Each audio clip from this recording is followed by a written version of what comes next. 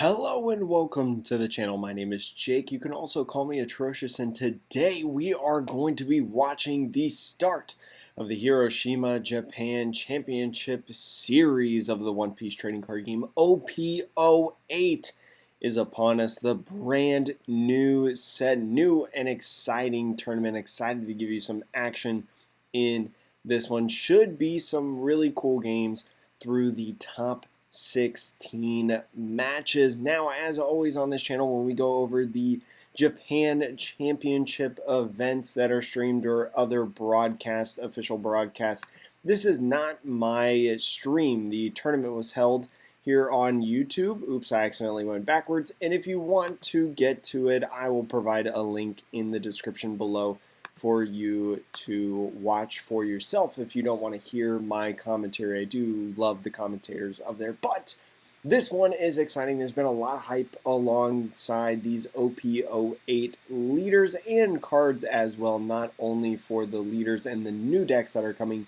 but also the decks that are existing and revamping with these new cards. Now, before we get into our first match, let's go over the top 16, the decks that are in this top 16 bracket as of right now. The number one deck right now, Red Purple Law, 6 of the top 16 spots. If you've been on this channel for a while, maybe you're new here, you know that I think that Red Purple Law is the best deck in format, and this is a really good indicator as so. The next popular decks in the top 16, 3 each is Black OP07 Lucci, and then also the ST13 starter deck, Black Yellow Luffy. 2 very, very good decks. 2 decks that really did well in OP07 and is looking good to start in OP08 as well. And then there are 4 decks that have 1 deck each, 1 person piloting each archetype each. In here we have Boa Hancock as this first line right here. We got Doflamingo right there, that OP01 Doflamingo. We've got Bonnie in OP07, that third line, and then Perona in that final line from OP06. This could be a really cool top 16. I know Law is dominating in this top 16 and is probably going to do very well in this top 16, I would imagine, because odds are with it. But there are some very, very exciting decks. The Jewelry Bonnie we have not seen yet on the channel in terms of an official tournament stream. The Doflamingo is a deck that has gotten a lot of hype since OP06, that Edward Weevil coming out, so we'll maybe see that in action. The Boa Hancock is really cool. We haven't seen that yet.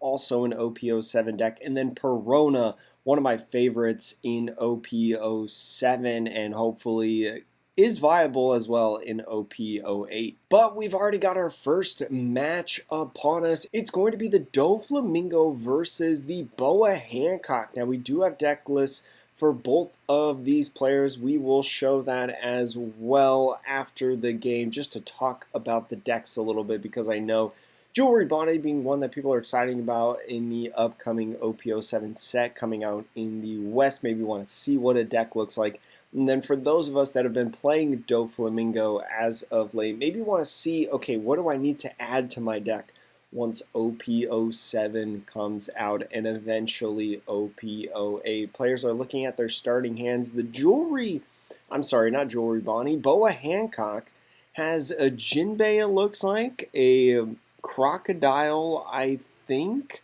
We'll get a look at their other cards that they have in there. That starter deck, Moira, and then it looks like both players keeping their hands, the Doflamingo doing that as well. So here's the Boa Hancock's hand. As I mentioned, the new Jinbei in 07. You got the 2K Crocodile and Trafalgar Law. That card facing us right there, that brand new OP08 Jozu as well right there. You may return one of your characters other than this card to your hand. Return up to 1 cost 6 or lower character to the original owner's hand. So this deck kind of playing a little bit in the removal aspect, and as we see in the Doflamingo's hand, some shiny cards. Starter deck 4-drop Moira. You've also got the Dracula Mihawk as well, that 2K. that Jinbei also in the hand, Gravity Blade, and that 6-drop Boa Hancock that has been so good in this deck. A great addition overall. So could be a pretty interesting game. Pretty decent hand from both players overall. We'll see how this plays out. We'll see if the Doflamingos just spam, right? Being able to put bodies on the field very quickly just overwhelms this Boa. You like to imagine that that's maybe how this is going to play out, but the Boa does have some strategies with that popping, removal as well to maybe deter those characters that Doflamingo plays on the field. But the Boa Hancock, I'm so sorry, is going to be going first, just drawing and passing, and the Doflamingo is doing the same on the 2-Dawn turn. Now going into 3 for the Boa Hancock, right?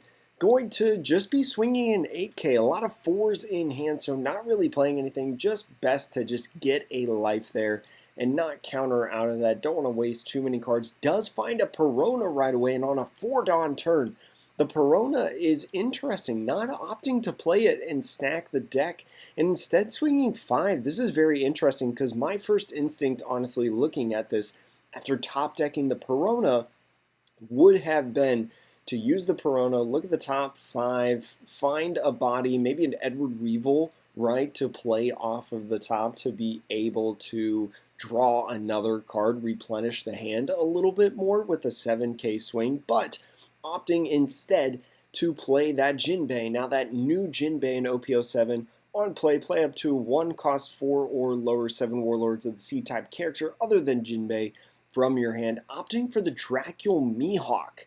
So the Dracul Mihawk is interesting. We see this card mainly used as a 2K a lot of times in the Doflamingo decks before OP07, but maybe having some playability at this point. That 5K swing going to be countered with that Perona before they play the Sengoku. This is a searcher that searches for the 7 Warlords of the C-type characters. So going to be looking, seeing what they can get. It looks like they can get a Boa, a Jinbei, that Kaido there, or Sengoku can't be grabbed.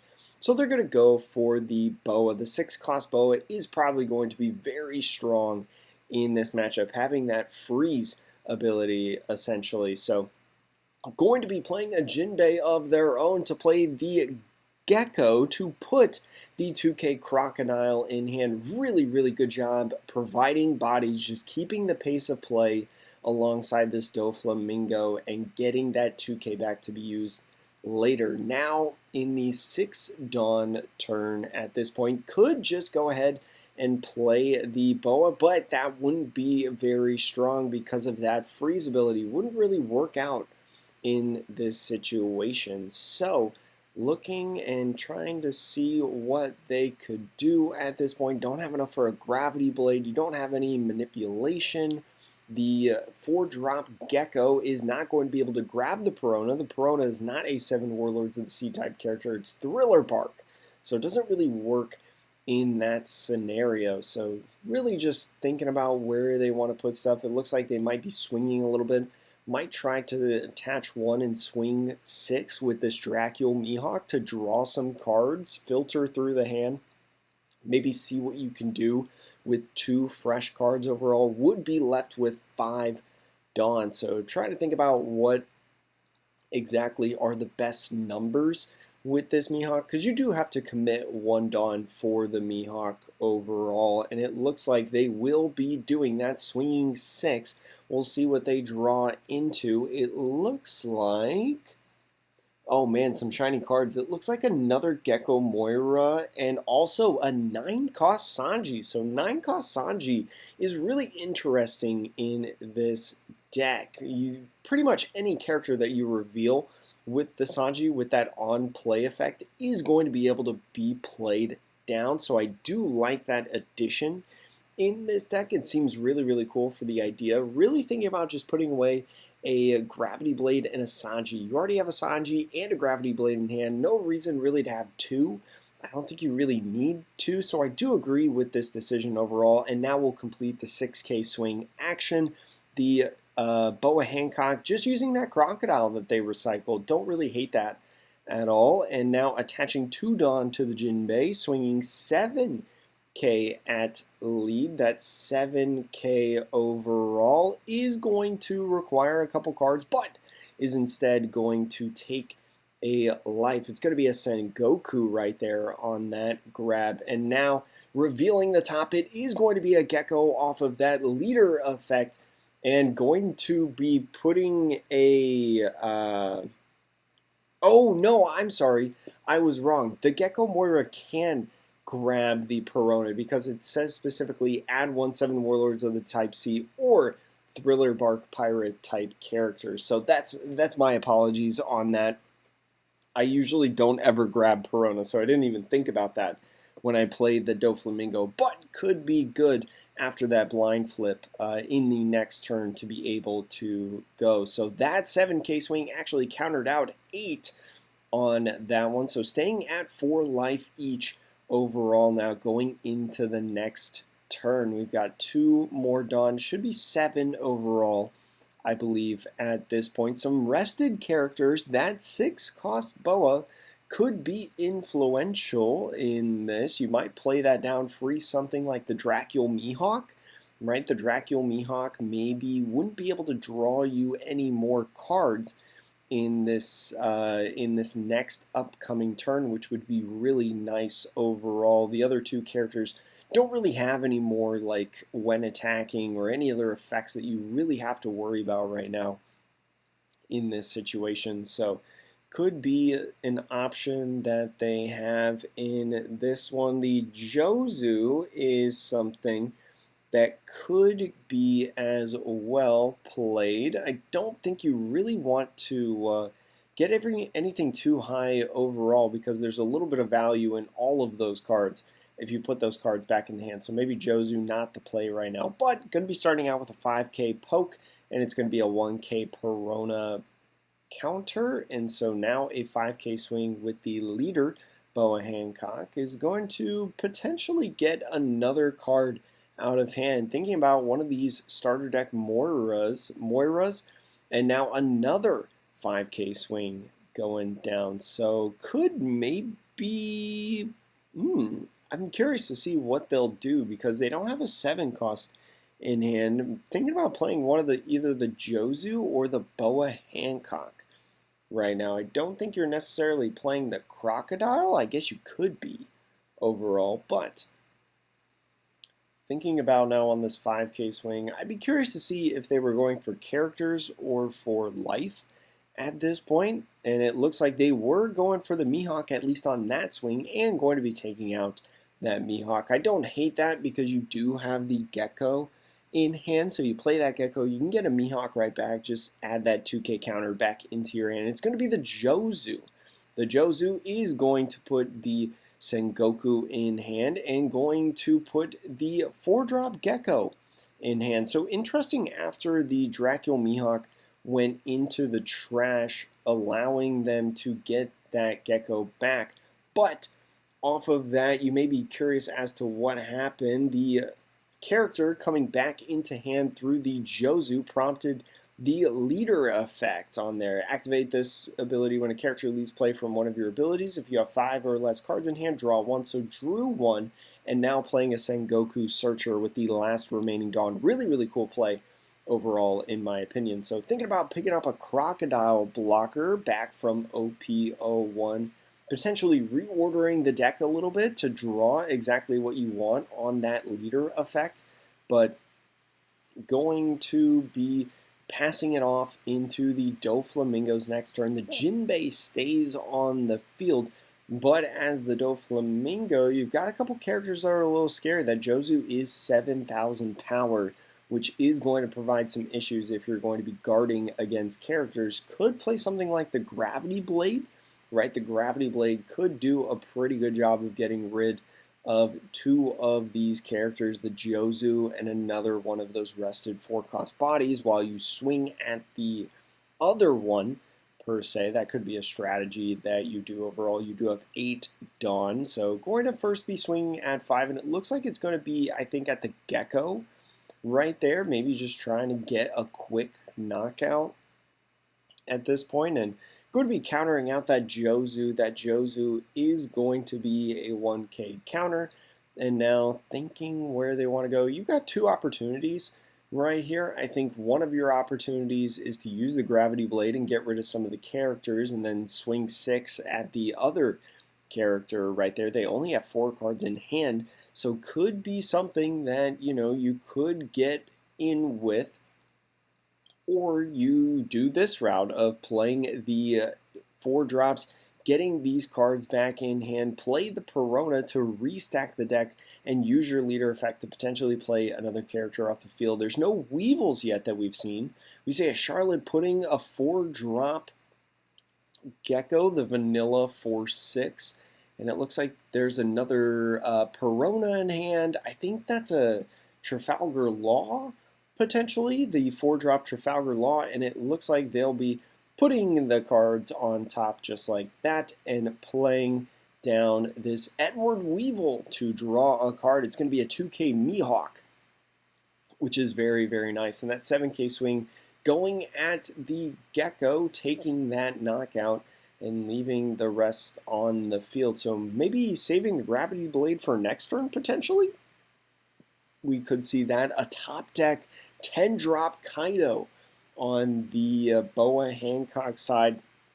That Kaido really, really good for bouncing back characters overall. A little bit trickier in this situation because you don't have, a lot of these characters are 4, and the second part of Kaido, that 10-drop Kaido, is bouncing back a 3 or less, so only Perona really fits that mold. But going to be swinging 5 now at this Jinbei. Just going to be a 2K counter, using up a 2K on that one. Going to be a 5 and another 2K Mihawk right there, the one that they grabbed from the trash. So drew one off the Weevil and then got the other off of the trash from placing down that starter deck. Gecko right there is now going to be a 7K Jozu swing. Going to take out that Jinbei finally.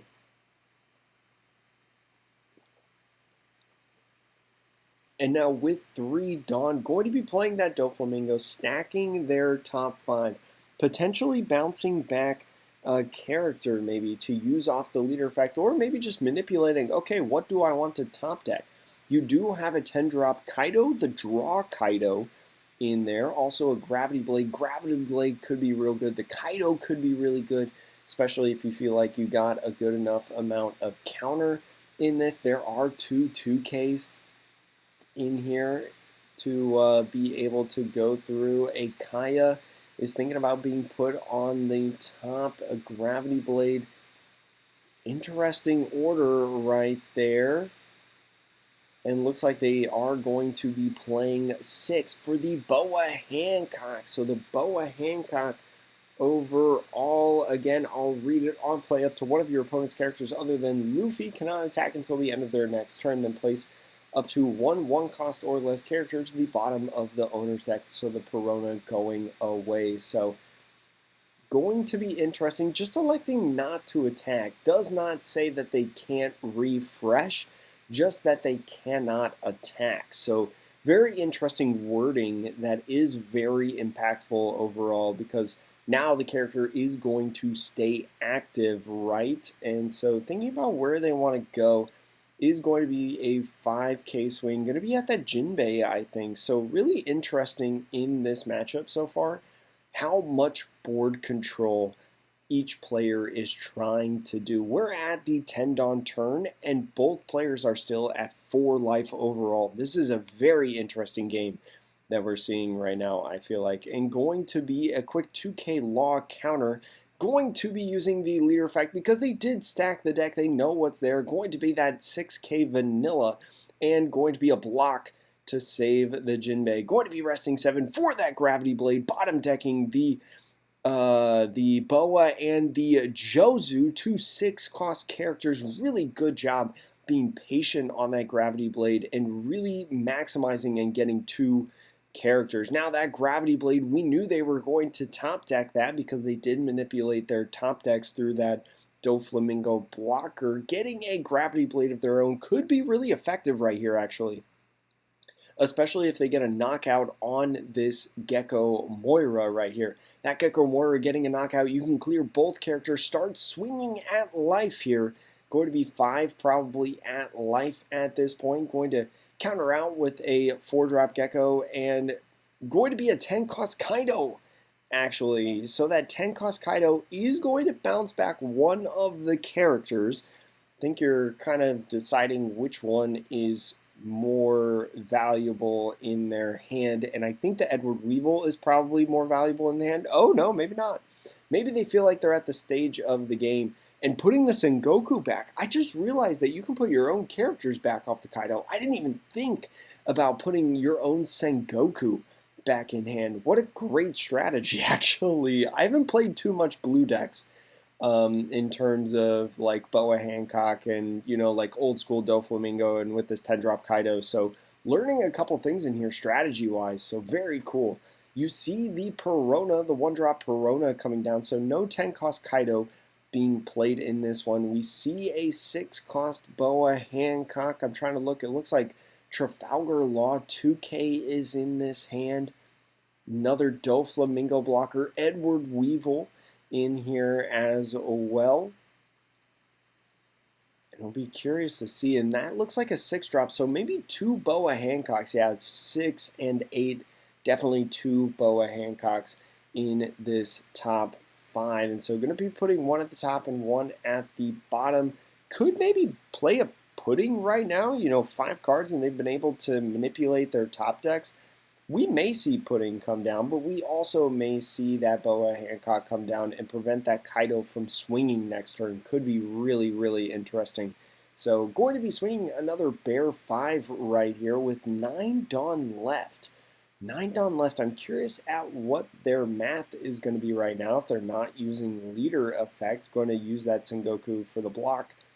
And going to be playing the Sanji. So ending up playing the Sanji and playing the Boa, I do, now that I think about it with that Sanji, I forgot the Sanji was in hand, to be honest, is a pretty good play. Bottom decking that Perona right there and using the Kaido to not be able to swing off of that Boa Hancock effect. So really, really cool combo that we're seeing in here and why this 9-cost Sanji is included. So for 9 Dawn, you played 15 Dawn worth of value on that single play. So really, really cool job on that in combination with the Perona restacking. And now going into the 10 Dawn turn, the Boa Hancock player really thinking about where they want to go. You can't play the 10-drop Kaido right now because your opponent's at 4 life, right? Your opponent's at 4 life. They're probably going to guard that 4 life if they can. If you start swinging Bear 5s, right? It only takes 2k counter to get out of those. And then you're sitting there with 10 Dawn like, oh gosh, what do I do now at this point? Crocodile and Kaya are 2Ks. Maybe think about playing the Gravity Blade, maybe distributing some of the Dawn and gravity blading the Boa Hancock and the Gecko. I would imagine that maybe you try to swing at face with your Dawn at this point. Try to get that life so then next turn you can play a 10-drop Kaido and think about playing Gravity now. Gravity Blade coming in now. Going to be bottom decking those 2 characters that I mentioned, and with that leader effect, drawing 1 more card. Going to be a Jozu, could be good for a future turn. And going to be attaching 1 to the Jinbei. It is going to take a life right there, going to 3, and now going to 2. Getting a Doflamingo and a Dracule Mihawk. I guess that makes sense. Like, if you're not going to be able to counter out of the swings, you might as well just take both of them and try to get cards in hand. You're going to be using that leader effect to get an Edward Weevil, draw 1 card, another 2k in that Trafalgar Law. I think we did know that was coming though, and going to be taking a knockout right there. So that 9k swing, swinging at life, going to put them down to 3. That Boa Hancock now going down, and going to be using more Dawn for another Boa Hancock. So back-to-back Boa Hancocks on this 10-cost Kaido is going to prevent this 10-cost Kaido from swinging. Insane job. Really, really cool strategy right now. And with another Boa Hancock in hand, they're probably going to try to do it next turn, right? You would imagine that that could be a strategy for this Doflamingo player overall right now. And so going to be swinging a Bear 5. It looks like a 10-cost Kaido probably coming down. Cannot be swinging with that Kaido right there with 10 Dawn left. Maybe thinking about a Jozu? It looks like they were reaching for the Jozu there at first. And 10 cost Kaido in their hand. I think that this is probably your play. Just build up the hand. Try to outlast these Boa Hancock 6 costs that are coming onto the field. He's going to be swinging out life soon, so it is going to be really, really tricky, but really insane that this Sanji also is going to live because of that freeze. What an insane play overall. And it is going to be that Kaido since they are at 2 life, that Doflamingo player. So 4 cards coming in the hand. One of them is a Red Rock, accidentally, but 4 cards there. The Red Rock could be good to get rid of a character in the next turn if you want to. Another 10-drop Kaido in hand. That's 2 cards without counter at least, and it looks like a Trafalgar Law and a starter deck Moira is going to be what's coming out of the rest. So 10 Dawn overall, going to be attaching 1 and swinging 7 with the Weevil. 7, such a really good number, I feel like, for that Weevil and for this Doflamingo deck in general. Top decking another Boa Hancock, so my goodness, after countering out of that one and swinging 5 overall, going to be playing probably a Boa Hancock and a Doflamingo blocker right now to reorder the deck and really control what they're going to top deck. So swinging 8 now with this Boa Hancock. The onslaught of swings is now upon us in this matchup, and we'll see exactly where the counter comes from. It's going to be 2 2Ks, the Kyle and the Crocodile, and this 9K swing right here is going to hit, put them at 2 life overall. It is a Gravity Blade trigger, so could trigger that Gravity Blade to put the Weevil at the bottom of the deck, and I think, oh man, I don't know about that. Do you? I'm trying to think of what's more valuable, especially, you know, when they had all 10 Dawn at this point. Is it worth using the Gravity Blade next turn to get rid of, like, the Boa Hancock and the Edward Weevil? Or is it more valuable to get that trigger now, get rid of the Weevil, the only character that you can get off that trigger? I'm not sure. And that Boa Hancock going to freeze, I believe, the draw Kaido. Overall, I don't. Is there a difference on which one? They're both 12K powers, so allowing that pop back Kaido to be able to swing, and a little bit of counter in hand, a couple 2Ks, a 1K, and a Boa Hancock as well. The Boa Hancock does not have counter overall as we fish through the trash, the discard pile on the Boa Hancock side, counting out how many 2Ks I think there are going on. So it looks like 5, 6, 7 2Ks. Looks like 7 2Ks overall, I believe, if my number is correct. I don't know. I'm dyslexic, so could be wrong on that. But 7 2Ks is a lot in this set. So using a 2K off of the 1 to block and then swinging potentially with another one, going to first be popping another one. So the big bodies are starting to come in, putting both of those cards back in hand. I do like this play overall, putting that Kaido down first. So now your 12K swing off of the first Kaido that you played is ready to go in and get rid of these bodies. Swinging at the Boa Hancock and saying pass. The Doflamingo is now going back in at 10 Dawn, drawing the card. They knew they were going to top deck a 2K there. A little bit of draw power for him overall. Separating 3 and 7, so could be playing that Doflamingo blocker again just to get blockers down. Maybe thinking about playing 2.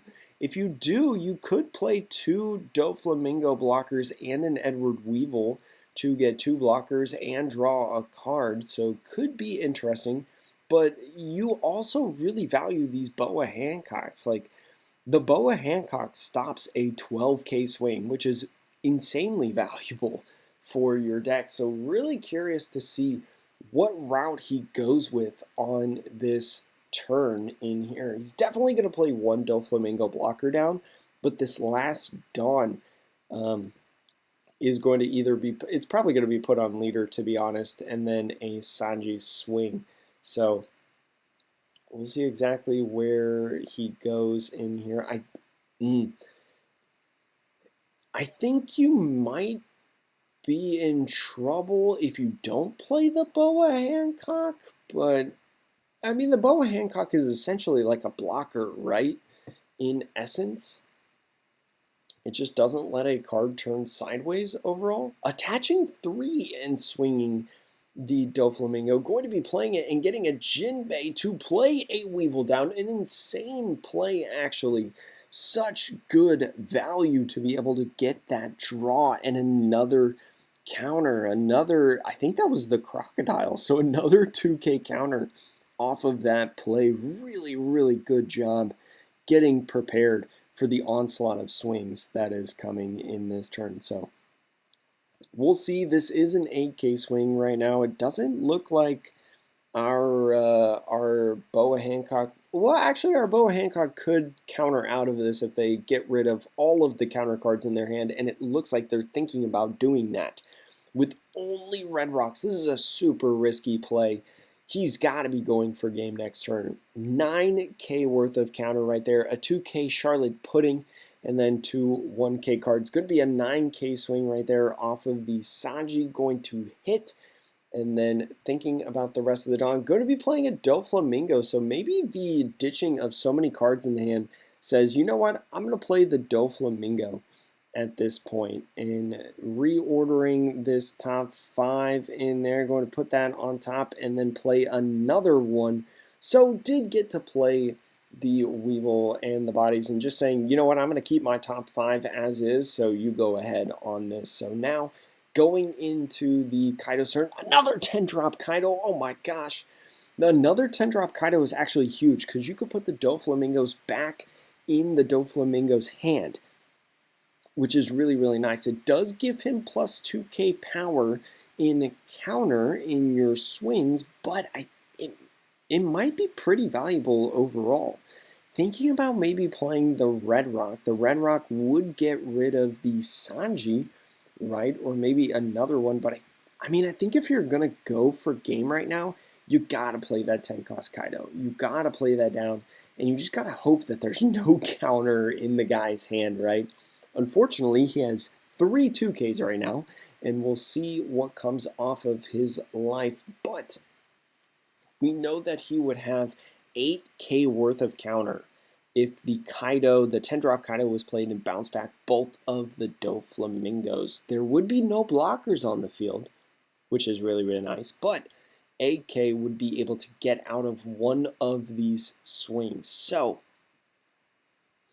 oh man, this is really, really interesting. You can get, if you get out of one of the Kaido swings and there's like a 1K counter in the prize or in the life right now, you can get out of the Boa Hancock and you would actually end with 0 life, but you wouldn't die. So this is actually a crazy situation. And swinging first, blocking with the Doflamingo.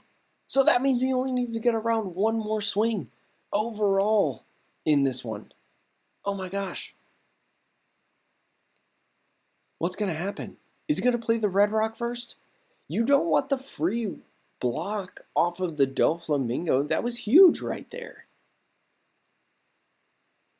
I feel like if you're going to go this route and you weren't going to bounce back the Doflamingos, you got to play the Red Rock now. You got to get rid of that other Doflamingo, right? So then you get free swings in, and it looks like that is going to be what they do overall. Maybe just trying to test the hand out a little bit with that first swing. And it looks like they are going to play. They are going to do it. No, oh my gosh. If they played the 10-drop Kaido, I don't think that this was played correctly. And a 5K swing right here.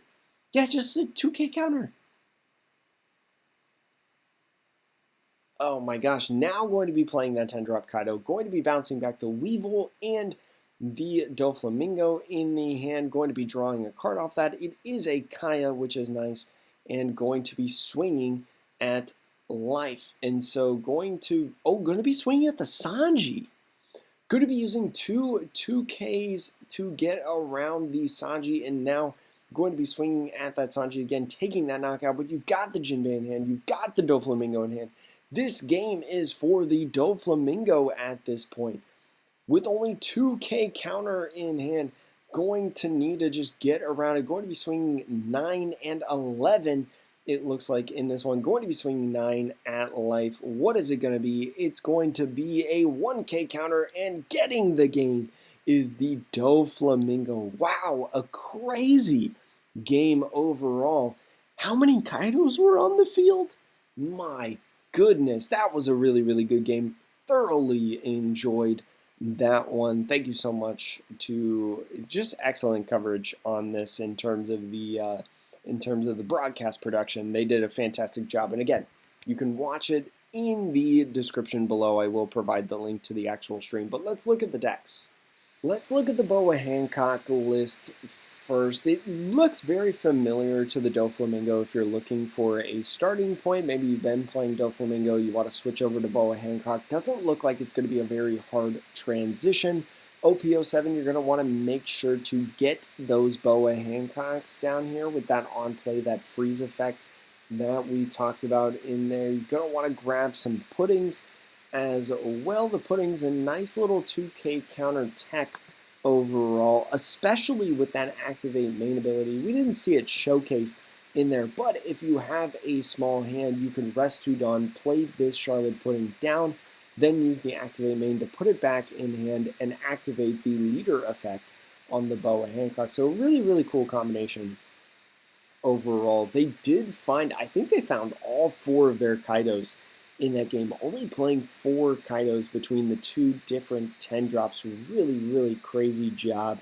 The Jozus, we didn't really see the Jozus too much. We saw a little bit of the Jozu, but not too much. But yeah, heavy removal on this deck and just heavy pressure overall with these different various effects. Really, really cool list, I think, for Boa Hancock. One of the leaders that I'm excited about to come into OP07, I think, are really, really cool and are one of the ones that are not going to totally dominate, but is going to have a splash. You're going to be able to have fun with it, especially if you're like a lot of us other people and really just enjoy at the local level. Maybe you're not top 16ing every regional. Going to be a really cool list to play. And now going over the winning Doflamingo deck in that match. So pretty standard to what we kind of saw and a lot of what we thought about in Doflamingo in OP07.